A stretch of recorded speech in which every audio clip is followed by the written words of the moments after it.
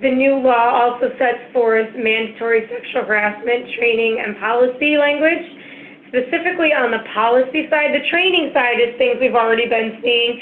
I know everybody listening is well aware that they have a mandatory training deadline of October 9th of this year, so that just codifies that provision in a different way into the new law. But beyond that, it says policies must be provided at the time of hiring and at every annual training program. So that means not only do you have to train your employees annually for sexual harassment, you have to actually distribute the policy at that time as well, and certainly the policy needs to be distributed at the time of hire.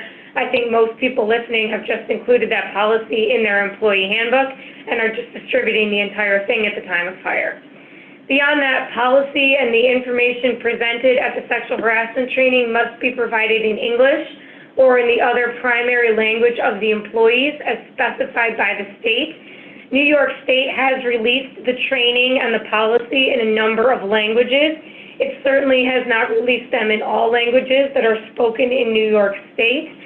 So one of the things that the law has said is if the state has not released the training in the language of the employee, then you can default to the English language.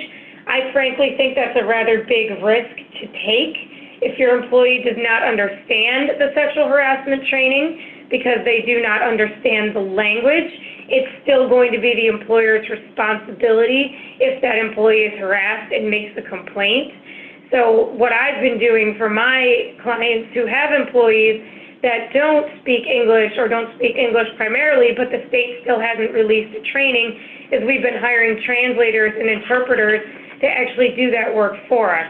So those changes are effective immediately. They'll apply to any policies, release, and trainings you do from here on out.